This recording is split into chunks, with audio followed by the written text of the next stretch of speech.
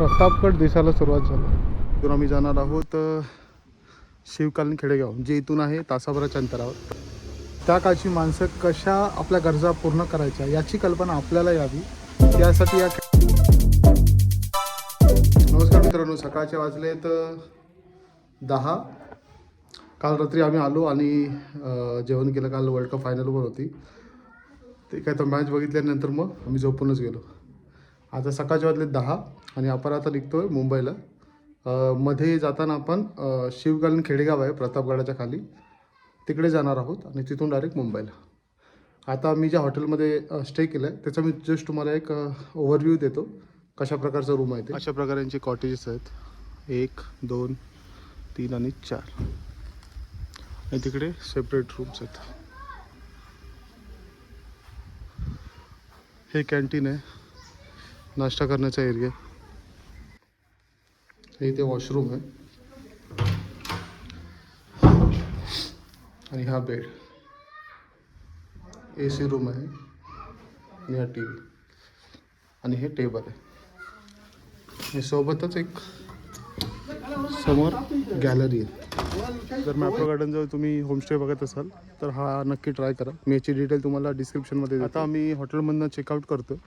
इथून आम्ही जाणार आहोत शिवकालीन खेडेगाव, जे इथून आहे तासाभराच्या अंतरावर, प्रतापगडाच्या खालीच आहे ते. तिकडून मग आपण मुंबईला निघू. अशी एंट्री गावात जसं येतो ना तसं एंट्री आहे. आणि हे अकोड, याचा हा एंट्री गेट आहे. मित्रांनो, आता आपण निघतोय शिवकालीन खेडेगावला, जे इथून आहे तासाभराच्या अंतरावर. 29 किलोमीटर आहे, पण रस्ता थोडा घाटाघाटाचा असल्यामुळे 1 तास लागेल आपल्याला. इथून समोर गेलं तर मॅप्रो आहे ह्या साईडला, आणि इथून मागच्या साईडला ह्या साईडला आतमध्ये अकोड आहे. चला, आता तिथे थोडी स्ट्रॉबेरी घेतली मुंबईसाठी, बघूया. तरी आता फ्रेश आहे, जे सीझन चालू झालं आहे. होप सो गोड असतील, कारण जर आता घाईचं आहे जायचं मुंबईला. आपण आता महाबळेश्वर मार्केटजवळ पोचलो आहे. ही बघा लालपरी, या साईडला महाबळेश्वर एस टी स्टँड आहे. आपण जाणार आहोत आता प्रतापगडाच्या दिशेने. घाटातून राईड करायला एक वेगळीच मजा असते. या साईडला डोंगर, या साईडला खोल दरी. मला आठवतं मी गगनबावडा केला होता, पण त्यावेळी कारमध्ये होतो, मी कार ड्राईव्ह करत होतो. पण स्कूटरवर राईड करणं एक वेगळा एक्सपिरियन्स आहे.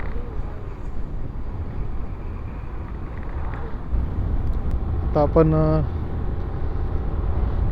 सगळा घाट उतरून आलो आहे महाबळेश्वरचा. तर खाली उतरलो आपण. आता लांबून प्रतापगड दिसायला सुरुवात झाली. हा प्रतापगडाचा प्रवेशद्वार. ह्याच रूटला आहे ते शिवकालीन खेडेगाव.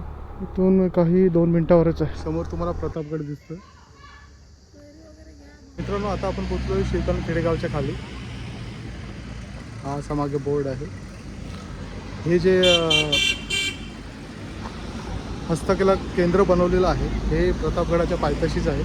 आता मी तुम्हाला आतमध्ये काय काय ते दाखवतो.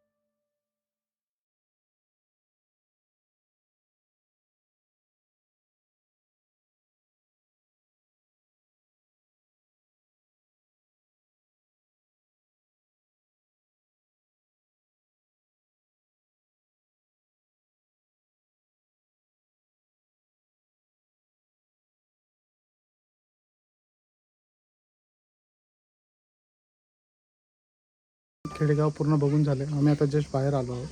ह्या खेडेगावाचं महत्त्व असं आहे की 21व्या शतकात आपण आता आहोत. त्या काळची माणसं कशा आपल्या गरजा पूर्ण करायच्या याची कल्पना आपल्याला यावी यासाठी या खेडेगावचं निर्माण केलं गेलेलं आहे. सोबतच इथे असणाऱ्या गावातल्या लोकांच्या गरजा किती कमी होत्या आणि त्या गरजा कशा गावात राहूनच आपण पूर्ण करू शकतो याचे प्रयत्न त्या काळचे गावकरी करत असत. त्याची माहिती तुम्हाला इथे मिळेल. खेडेगाव फार सुंदर आहे. मी तुम्हाला त्याच्यातलं जेवढं दाखवतं तेवढं दाखवण्याचा मी प्रयत्न करीन. इथून आपण जाणार आहोत मुंबईला. तर मित्रांनो हा ब्लॉग मी इथेच संपवतो. तुम्हाला हा ब्लॉग कसा वाटला नक्की कमेंट करून सांगा. व्हिडिओला लाईक शेअर आणि कमेंट करा आणि चॅनलवर नवीन असाल तर चॅनलला नक्की सबस्क्राईब करा. आपण भेटूया आता नेक्स्ट ब्लॉगमध्ये.